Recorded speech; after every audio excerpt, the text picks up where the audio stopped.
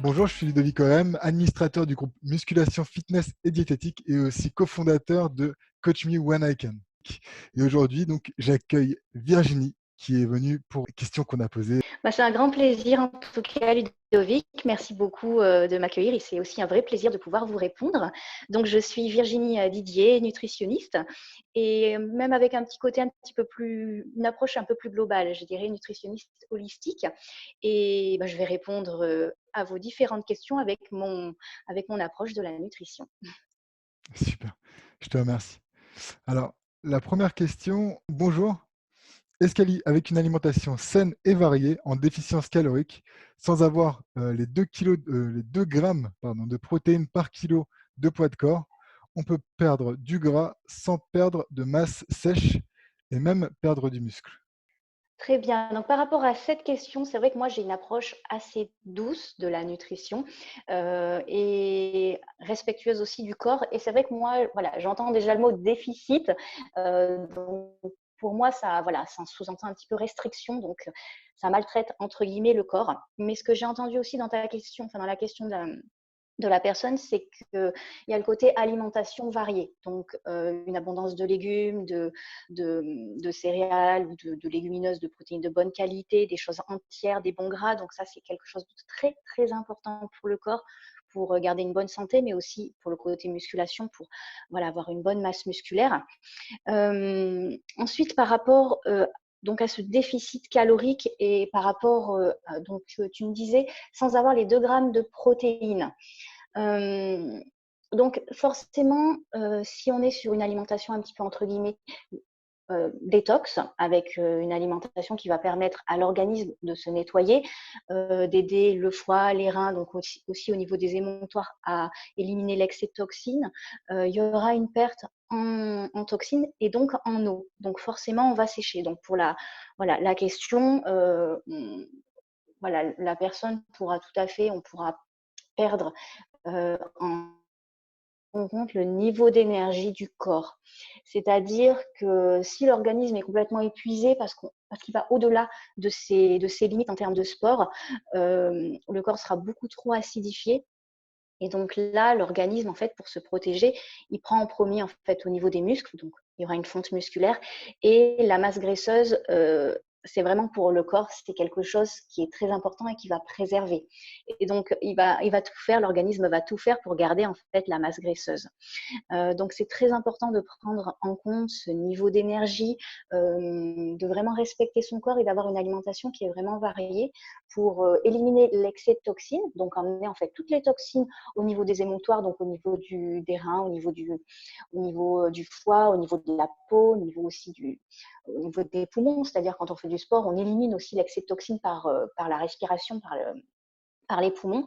Et donc ça permettra aussi de préserver l'organisme pour qu'il puisse être le moins acidifié possible, parce que forcément, quand on tape dans la masse musculaire, qu'on fait énormément de sport, il y a beaucoup d'acide lactique qui se crée, donc beaucoup d'acidité pour l'organisme. Donc, euh, donc voilà, pour répondre en fait à la question, euh, c'est possible de perdre en masse, c'est possible en fait de perdre en masse grasse, de perdre l'excès d'eau aussi, donc de se sécher en maintenant sa masse musculaire, mais en ayant vraiment une bonne hygiène de vie, un bon sommeil, en préservant le corps.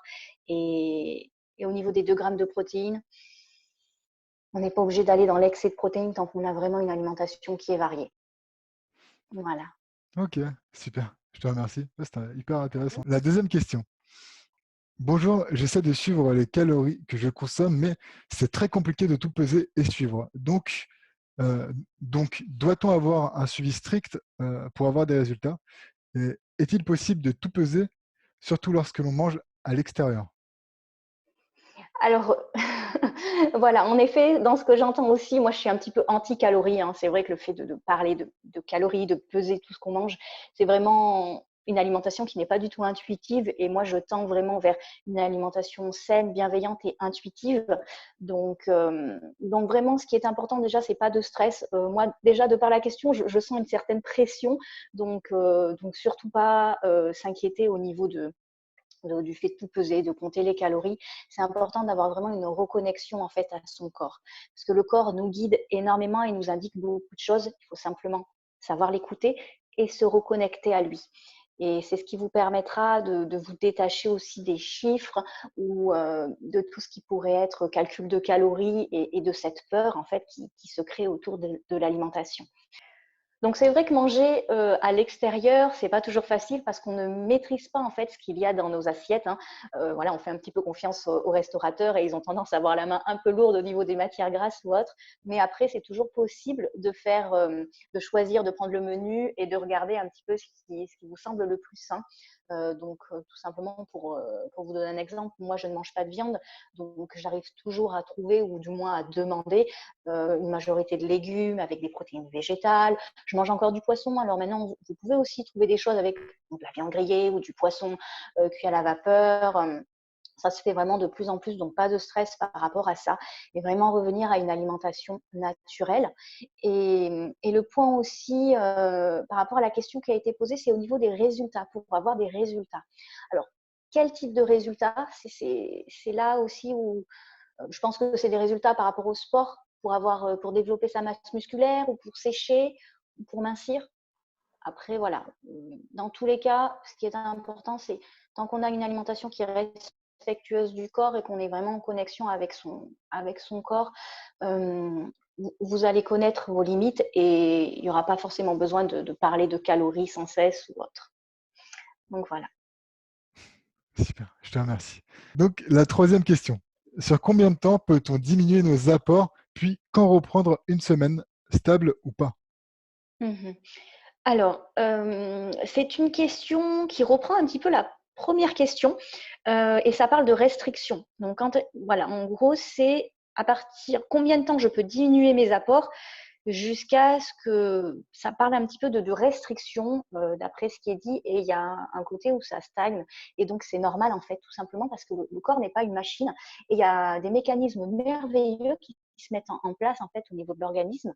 C'est-à-dire que quand on le restreint, quand c'est bien fait, c'est-à-dire une restriction, j'aime pas du tout ce mot, mais plus une sorte de jeûne ou le fait d'avoir une alimentation du coup plus détox en axant notre alimentation sur une alimentation crue par exemple ou beaucoup plus végétale sur un laps de temps. Moi, je le fais à peu près 4 fois par an à chaque changement de saison. Ça permet vraiment d'aider le corps à faire un petit nettoyage, éliminer au niveau des toxines, aider le foie à se nettoyer, faire un petit nettoyage en fait du corps. Et ça, c'est bien fait. On ne stresse pas le corps. On n'est pas dans une privation parce qu'il y a aussi l'état d'esprit qui va avec. Le corps écoute beaucoup notre mental et quand on le fait en se forçant, en se privant et en se battant en fait tout simplement contre son corps, et ça ne fonctionne pas. Et c'est pour ça qu'au bout d'un moment, on arrive à un poids qui stagne et même peut-être à une reprise de poids. Parce qu'en fait, l'organisme met en place de merveilleux mécanismes où il va un petit peu ouvrir toutes les vannes. Et même si on mange très peu, et même si on mange, entre guillemets, une alimentation qui nous semble bien, le fait que ce ne soit pas suffisant pour le corps pour tenir sur tout ce qu'il a à faire sur la journée, eh ben, il va donc ouvrir toutes les vannes et il va stocker la moindre petite chose que vous allez manger. Et il va par contre arrêter tous les mécanismes pour perdre du poids ou pour prendre en masse musculaire parce que ça lui demande trop d'efforts. Là, il est juste en mode survie réserve. Donc, c'est pour ça que c'est très important. J'en reviens encore à vraiment connaître son corps et être respectueux de lui parce que, voilà, c'est vrai qu'en musculation, on peut avoir tendance à toujours aller plus loin et on fait des fois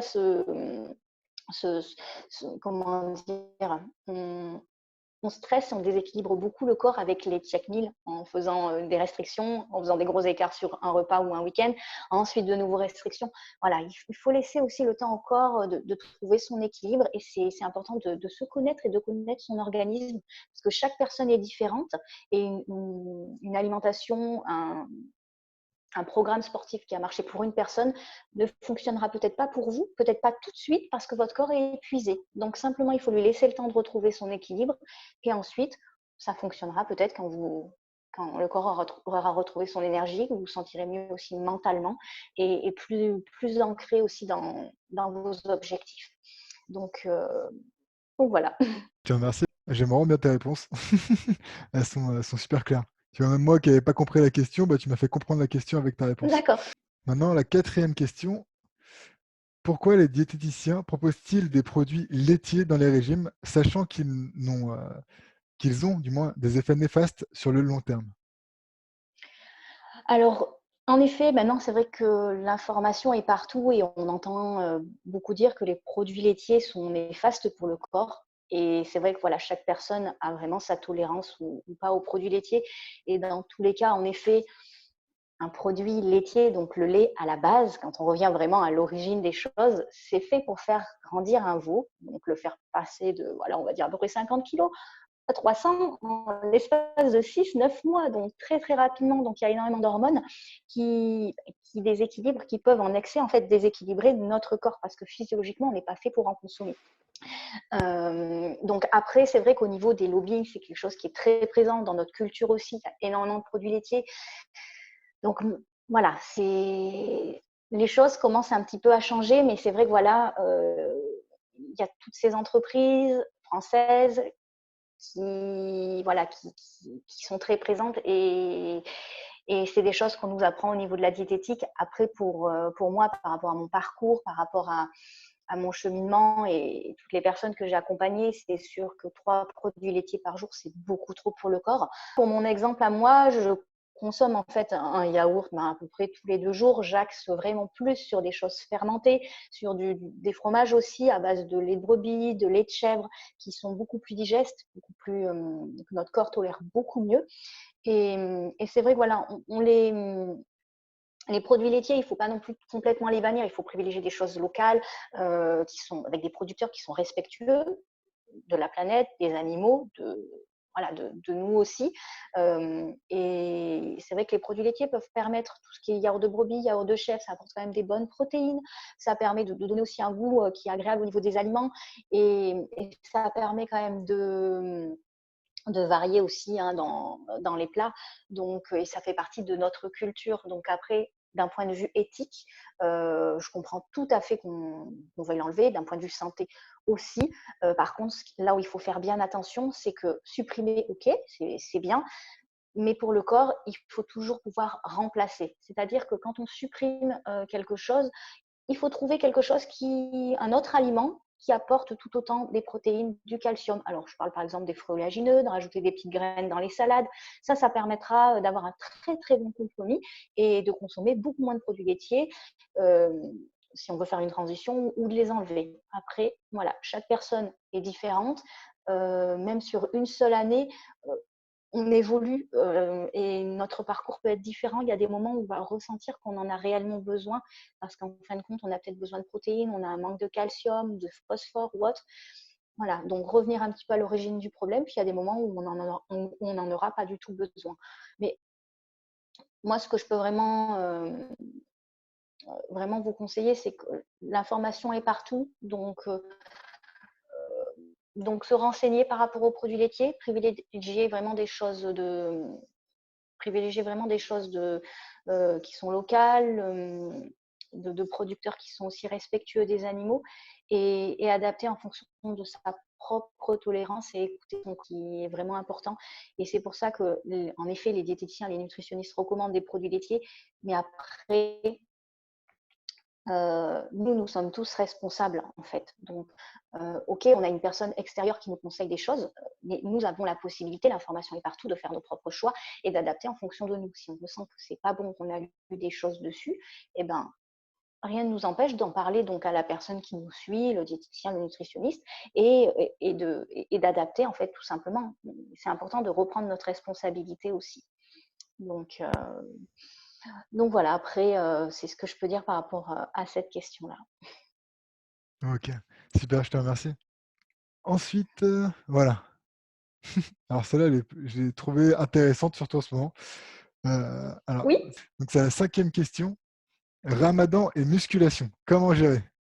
Alors, Donc, c'est vrai que déjà, ça va me poser une petite difficulté parce que c'est quelque chose, je ne pratique pas le ramadan, mais après, je vais essayer d'y répondre au mieux. En plus, j'ai fait un live il y a 2 jours et j'ai une personne qui m'a posé un petit peu le même type de questions, mais pas au niveau de la musculation, plus au niveau de la minceur et de garder un bon rythme, un bon équilibre de vie.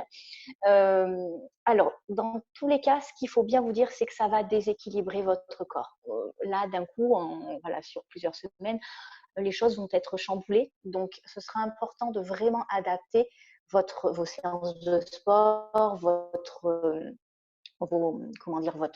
limites à cette période-là qui va être forcément un petit peu déséquilibrée par rapport à ce que vous faites d'habitude. Moi, là où je peux vous encourager, c'est vraiment avoir un sommeil le plus réparateur possible, une bonne hydratation voilà, sur les moments où vous le pouvez et connaître vraiment vos limites. Ne pas chercher forcément pendant la période de Ramadan à aller au-delà de vos limites, à forcer votre corps à faire trop parce que vous allez vraiment voilà, vous allez vraiment maltraiter votre organisme et vous allez mettre beaucoup de temps à vous en remettre. Alors que si vous prenez vraiment cette période-là comme une période aussi où vous pouvez faire un petit peu une petite pause par rapport à vos performances, le but est de stabiliser, hein, de maintenir, de ne pas perdre, mais vraiment plus comme une petite pause, vous repartirez avec encore plus d'énergie et vous irez au-delà de vos limites par la suite.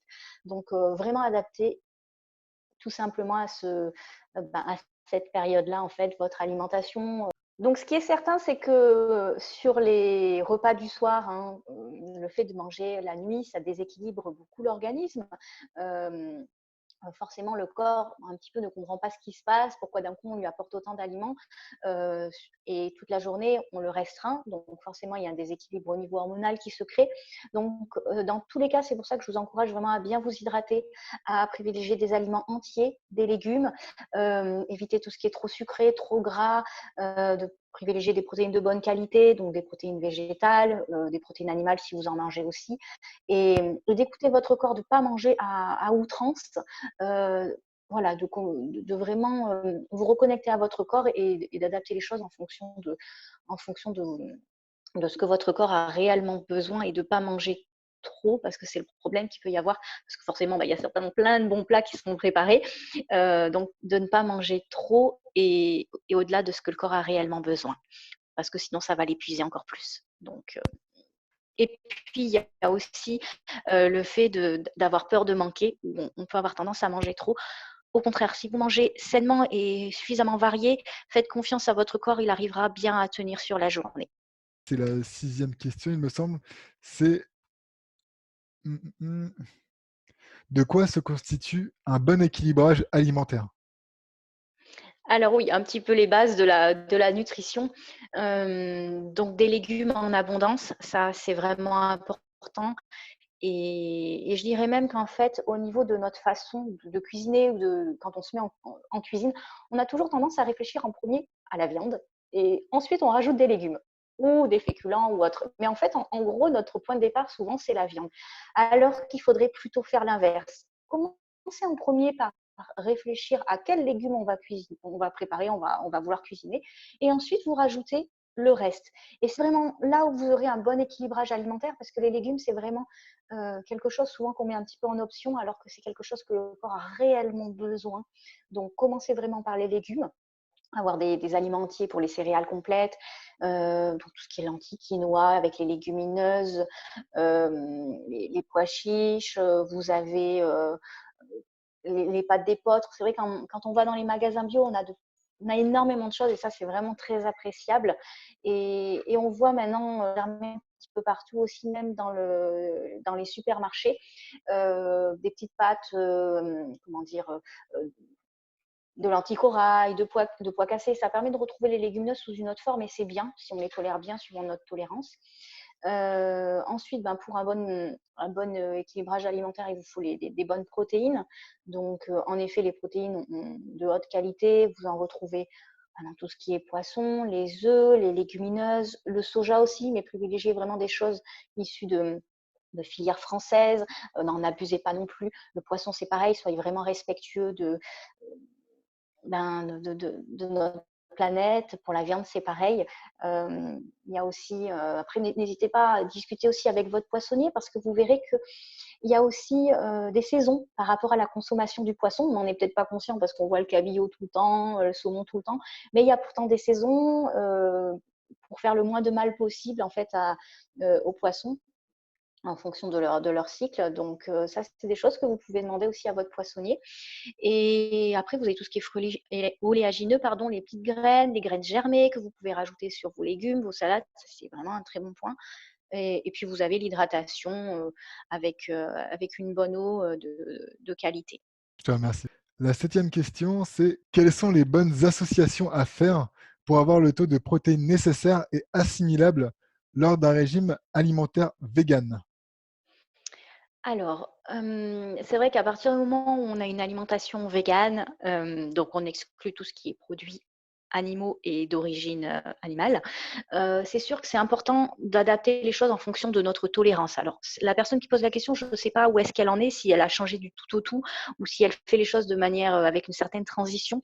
Parce que c'est vrai que le fait de consommer, ben, tout ce qui va en fait, permettre d'avoir des protéines qui sont assimilables pardon, et une bonne association, ce sera vraiment les légumineuses, tout ce qui est lentilles, pois chiches, les azuki, voilà, tous les différentes légumineuses, avec les céréales. Donc privilégier plutôt aussi des céréales qui sont complètes ou semi-complètes, qui sont beaucoup plus riches en fibres, en vitamines, en minéraux, comparé aux pâtes blanches, aux riz blancs qui sont complètement dépourvus de, de, de minéraux.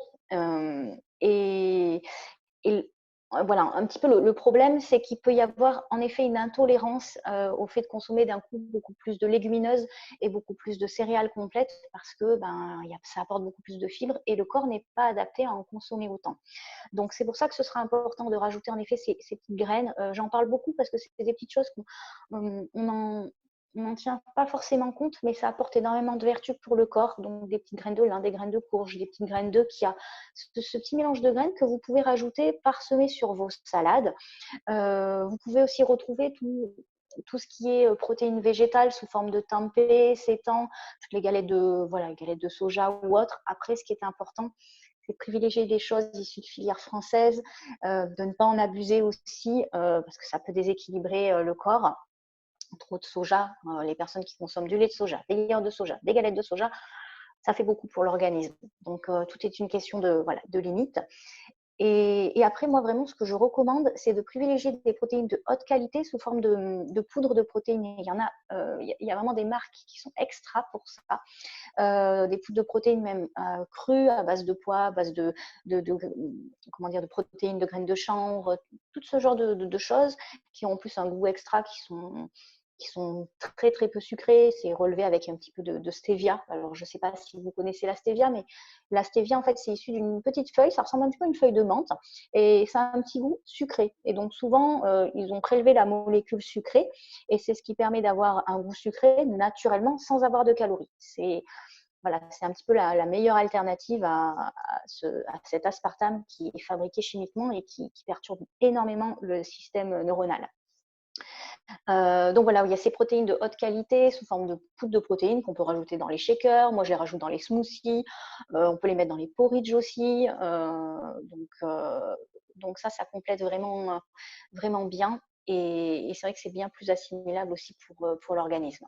Et toujours bien écouter son corps, parce qu'après, c'est vrai qu'une alimentation végane, c'est très, très éthique. Mais si le corps est épuisé, des fois, voilà, il y a besoin de faire une petite supplémentation ou autre, donc ne pas s'épuiser non plus. Vraiment, vraiment adapter en fonction de là où on en est aussi et d'être indulgent avec soi-même. Donc la huitième question est comment puis-je savoir combien de calories je dois consommer par jour? Hem, donc la question revient un petit peu celle qu'on a vue précédemment. Donc c'est vrai qu'au niveau des calories, moi je suis un petit peu, contre, le fait de calculer les calories. Mais après vous avez des tas d'applications qui permettent de calculer facilement le nombre de calories que vous avez besoin. Il faut rentrer les paramètres, le niveau d'activité physique que vous faites sur la journée, si vous êtes un homme, une femme, voilà, il y a tous ces petits paramètres-là qui vous permettent de vous donner un ordre d'idée au niveau de ce que vous avez besoin. Donc, c'est le plus simple, hein, il y a des applications, gratuites, très faciles. Alors ça, c'est la neuvième question donc c'est, comment calculer des macros Et est-ce vraiment utile? Alors, oui, c'est vrai que ça rejoint un petit peu la question juste avant, où vous pouvez trouver tout ça dans les applications. Et est-ce que c'est vraiment utile? Moi, c'est quelque chose que je ne fais pas. Après, c'est vrai que si vous avez un niveau d'activité qui est très intense, à un niveau qui est quand même assez élevé, c'est important quand même de surveiller son alimentation. Ça vous permet de toute façon, il faudra toujours que ce soit en lien avec le fait de vous connaître. Mais ça permet quand même d'avoir aussi une bonne référence. Hem Donc, basez-vous sur une application, qui vous semble bien, hein, tout simplement. Ne faites pas ça à la main, voilà, c'est pas ce qu'il y a de plus simple. Et écoutez toujours bien votre corps, ça c'est important parce que ça, l'application ne pourra pas vous le dire. Hem et et surtout, ce qui est important, c'est de ne pas se mettre la pression par rapport à tout ça, hein, parce que le stress fait vraiment aussi de gros, gros ravages, sur le corps. Donc pas de stress par rapport au calcul, au milligramme, près, c'est pas ce qui est important, c'est la nutrition, c'est donc une nutrition qui est en fait équilibrée, hem et ça se fait pas sur un seul repas.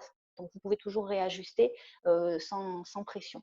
Donc, regardez les différentes applications, prenez celle qui vous correspond le plus, que vous trouvez la plus intuitive, et puis après, vous l'adaptez dans votre quotidien.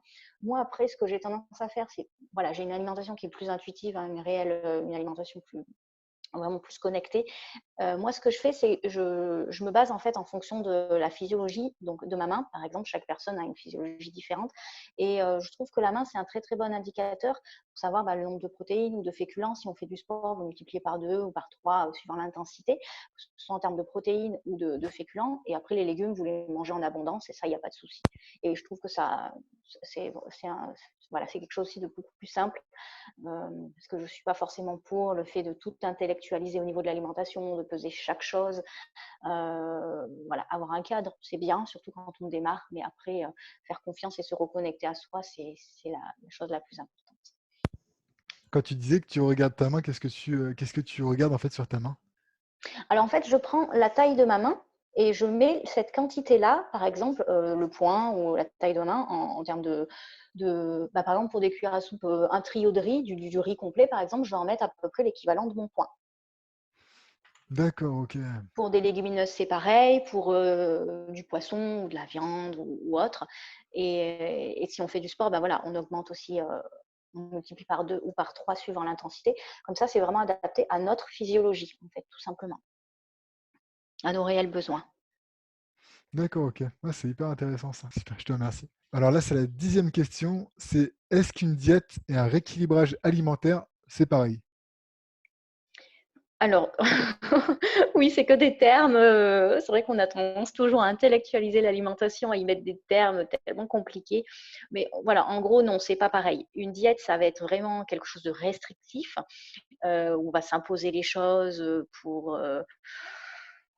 soit pour du sport, soit pour mincir ou autre. Et un rééquilibrage alimentaire, ça apporte beaucoup plus de douceur au niveau de l'alimentation. On rééquilibre les choses, on écoute son corps, hem et on se met moins la pression. Donc voilà pour la différence entre les 2.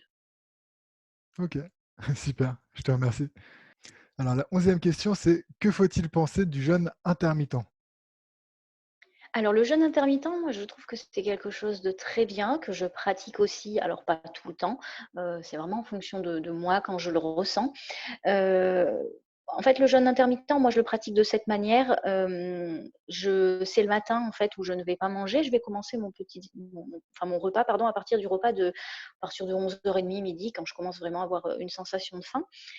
C'est vrai qu'il y a beaucoup de personnes qui peuvent avoir cette crainte d'être un peu affamées sur la matinée, mais en fait, quand on fait les choses, vraiment quand le corps en a besoin, il y a pas de sensation de faim. S'il y a une bonne hydratation, qu'on fait les choses sans contrainte, mais vraiment en se disant: «Ça fait du bien au corps», ça le laisse un petit peu se nettoyer. C'est là aussi où il aura, la possibilité de faire sa petite phase de détox. Il n'y aura pas de sensation de faim ou il y aura une sensation qui peut ressembler à de la faim. Donc cette sensation un peu de creux ou un peu comme de la faim, mais en fait, souvent, c'est le foie qui se nettoie. C'est un phénomène de détox. Tant que vous n'êtes pas en hypoglycémie à tomber par terre, il n'y a pas de souci et normalement, il n'y a pas du tout de crainte à avoir par rapport à ça.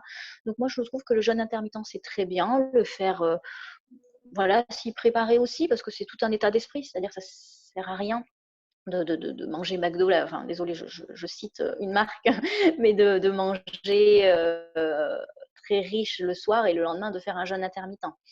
C'est plus dans une démarche où on va manger au contraire sainement, on va prendre le temps de faire des marches, de se reconnecter à soi et de privilégier des aliments frais, entiers, peut-être crus, peut-être sur une semaine, voilà, ce genre de choses. Je te remercie. Alors, la 12e question, c'est quelle est la quantité maximum de protéines à manger par jour pour ne pas avoir de ballonnement?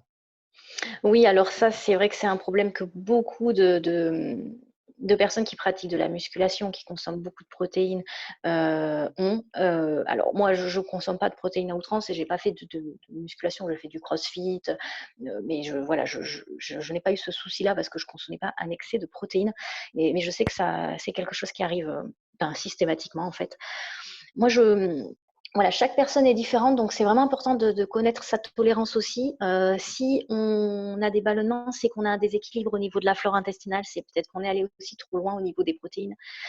Donc, moi, ce que je vous recommande, c'est de alors ça, vous pouvez le voir avec votre médecin ou avec votre pharmacien, mais c'est de privilégier aussi des plantes qui vont aider le corps à retrouver son équilibre, surtout au niveau intestinal. Donc, vous avez le psyllium. Je ne sais pas si c'est quelque chose que tu connais. Non, je ne connais pas du Le, tout. le psyllium, en fait, c'est issu d'une plante sauvage, un petit peu comme le plantain. C'est quelque chose qu'on trouve très facilement dans nos régions. Et en fait, ça forme un petit mucilage qui, au contact de l'eau, va former une sorte de gel. Et en fait, ça apporte beaucoup plus de fibres et ça va venir entre guillemets, racler de manière très très douce la paroi des intestins. Et donc nettoyer les intestins parce que les protéines, elles ont tendance en fait à stagner tout simplement et c'est ce qui crée ces ballonnements parce qu'en fait la flore intestinale, les petites bactéries se nourrissent, entre guillemets surtout les mauvaises bactéries, se nourrissent en fait de cet excès de protéines qui stagnent dans l'intestin. Et donc le psyllium va venir un petit peu comme une éponge, venir nettoyer la paroi des intestins. Donc par contre, quand on consomme du psyllium, c'est très très important de bien s'hydrater. Sinon, il n'y a pas du tout d'action efficace là-dessus parce que le psyllium s'active au contact de l'eau.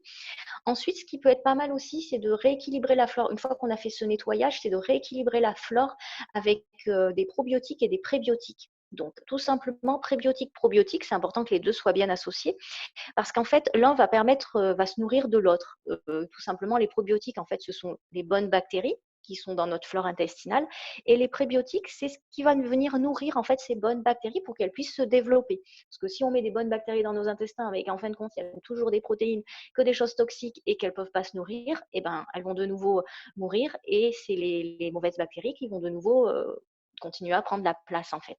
Donc c'est important qu'on apporte des prébiotiques, donc des très bonnes fibres, c'est ce que vous retrouvez dans les légumineuses, dans les légumes, tout ce qui est riche en fait en fibres et qui vont venir nourrir en fait ces bonnes bactéries pour qu'elles puissent prospérer et être bien. Et donc ensuite, la troisième chose à faire, vous avez le charbon activé. Alors je ne sais pas si c'est quelque chose de connu, donc ça aussi toujours voir avec votre médecin, votre pharmacien. Moi, je vous lance des idées. Après, c'est à vous d'adapter en fonction de vous. Mais le charbon activé, c'est vrai que c'est quelque chose qui peut faire peur. Mais en fait, c'est issu soit de coque de noix de coco, de peuplier. C'est chauffé à à très très haute température. En gros, c'est carbonisé et ça forme en fait comme votre corps va pas du tout l'assimiler et en fait ça forme comme des petits trous qui vont venir, ces petits trous vont venir absorber l'excès d'air qu'il y a dans les intestins.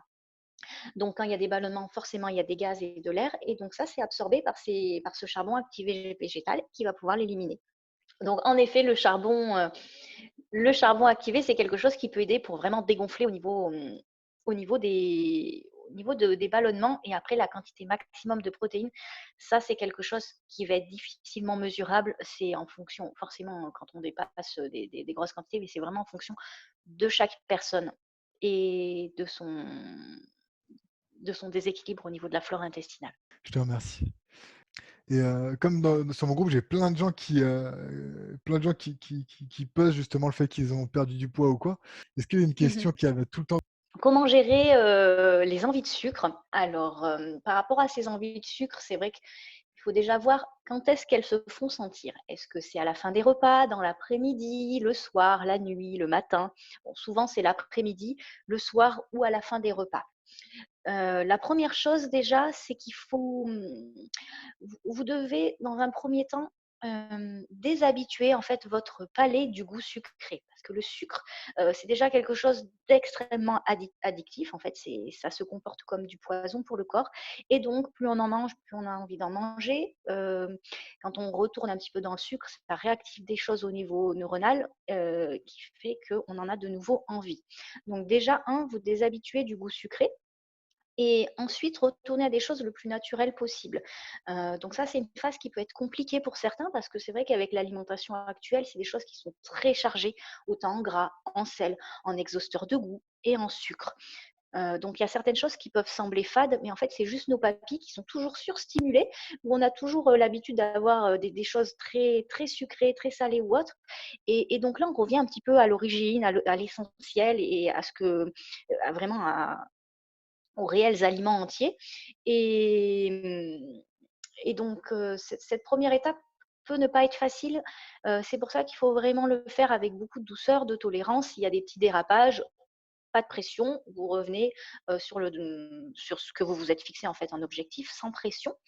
Après la deuxième chose, c'est on bannit complètement le sucre blanc. Ça, c'est quelque chose, voilà, ça c'est non, et on se tourne vers un sucre qui est beaucoup plus naturel. Donc après, c'est tout simplement, c'est une autre façon aussi de cuisiner. De cuisiner, quand je parle de cuisiner, c'est de faire des pâtisseries, de consommer aussi, peut-être ces préparations, ces compotes. Pour moi, par exemple, une compote, c'est déjà naturellement sucré. Surtout qu'en plus, on fait cuire le fruit, donc ça concentre encore plus. Il n'y a pas besoin de rajouter du sucre. Donc c'est une autre façon de cuisiner. Quand vous faites une compote ou un mélange de fruits, vous rajoutez des tas d'épices, de la cannelle, du mélange pour pain d'épices, ça relève vraiment les goûts. Si vous consommez, par exemple, un yaourt de coco, un yaourt végétal ou de brebis, vous pouvez, ce que j'aime bien faire, c'est faire revenir des petites amandes effilées avec un peu de cannelle, par exemple. Et puis après, ça donne aussi un bon goût qu'on peut rajouter dans son laitage. Vous pouvez rajouter une pointe de stevia. Après, vous avez le miel. Le miel, donc par contre, toujours privilégier des choses de producteurs, ne pas le faire chauffer pour préserver vraiment toutes ses vertus. Parce que déjà qu'on prend le miel aux abeilles, autant vraiment le respecter et le consommer cru. Après vous avez le sirop d'agave, sirop d'érable, et puis vous avez tous les différents sucres complets, donc le rapadura, sucre de fleur de coco, après vous avez aussi, tout ce qui est sucre tout simplement, sucre de canne complet qui peut être, donc c'est quand même du sucre, mais vous avez plus de vitamines, plus de minéraux, plus de fibres. Donc c'est quand même beaucoup mieux pour l'organisme et dans tous les cas, ça sera simplement à utiliser pour faire des pâtisseries. Si vous faites un moelleux, je ne sais pas, avec des mélanges de graines ou autre, oui, vous pouvez utiliser ce type de sucre-là. C'est vrai que ça donne un goût qui est très agréable, mais ne sucrez pas tout pour rien. Donc voilà et ensuite comprendre peut-être aussi, donc ça, c'est vraiment plus pour le côté physique, tout ce que je vous ai évoqué là. Après, il peut y avoir un côté mental et un côté aussi émotionnel. Donc par rapport au sucre, c'est vrai que le sucre, c'est très en lien avec le côté un peu douceur, avec le côté, besoin de réconfort. Donc là, c'est plus essayer de comprendre qu'est-ce qui s'est passé dans la journée qui a pu créer un stress ou une émotion une émotion basse, un petit peu de tristesse, de manque, de culpabilité qui entraîne cette envie de manger du sucre. Donc vraiment revenir à l'origine du problème et en fait, ce qu'il faut simplement se dire, c'est de se dire: «OK, en fin de compte, j'ai pas vraiment besoin de sucre, j'ai vraiment plus besoin de douceur». Donc peut-être discuter avec une personne importante dans votre vie, appeler une copine, faire quelque chose qui vous fait du bien. Aller marcher dans la nature, ça reconnecte aussi beaucoup et si vous avez vraiment cet appel de sucre, vous vous préparez un plateau repas, un petit repas, mais avec conscience. Vous faites votre bon thé, voilà, si vous mettez des amandes, vous pouvez vous prendre un yaourt, végétal, de brebis ou autre et puis vous mettez, votre cuillère de miel ou vous faites ou des petits gâteaux que vous avez pu faire maison. C'est vrai que c'est mieux quand c'est des choses maison, là, il y a plein de recettes, moi j'en donne pas mal des recettes, avec des choses qu'on peut remanger après, sans culpabiliser. Mais vraiment, voilà, se faire plaisir aussi par rapport à ça et et le côté mental, c'est plus lié à quelque chose où on a l'habitude. Voilà, on a l'habitude d'avoir son petit carré de chocolat ou sa petite note sucrée à la fin du repas. Donc là, c'est plus créer un schéma neuronal un peu différent, apporter quelque chose de différent au corps pour qu'il, petit à petit, se détache aussi de cette habitude sucrée à la fin du repas. Après, voilà, carreau de chocolat, moi j'aime bien en consommer à la fin du repas avec un bon thé ou dans l'après-midi. Donc je dis pas que c'est mauvais, hein. C'est juste que oui, quand on consomme des crèmes dessert au chocolat ou des choses hyper sucrées, voilà, c'est là où il faut tendre vers autre chose de plus sain. Mais voilà, simplement revoir son rapport au sucre et comprendre vraiment l'origine de cette envie, tout simplement. Bah, écoute Virginie, bah, je te remercie pour, d'avoir répondu en tout cas à toutes ces questions parce que c'était hyper intéressant. Même moi, j'en ai encore appris des choses donc et je pense que j'ai encore plein de choses à apprendre et du coup, je te remercie moi et bah, là, toute l'équipe Coach Me When I Can et aussi, bah, tout, le groupe de musculation fitness et diététique, on te remercie tous. Je te laisse, En tout cas, c'était vraiment un réel plaisir, de pouvoir, répondre à vos questions, de passer ce moment-là ensemble aussi pour aiguiller un petit peu plus, la communauté, puis aussi toutes les personnes qui découvriront cette vidéo. Donc en tout cas, un grand merci pour tout ça et puis surtout prenez soin de vous, soyez respectueux de votre corps, écoutez-vous et puis je vous souhaite plein de bonnes choses et puis à toi aussi ainsi qu'à toute l'équipe. oh merci, c'est gentil. Bah, écoute, je te dis à bientôt et on se retrouve pour une prochaine vidéo. À Salut. très bientôt.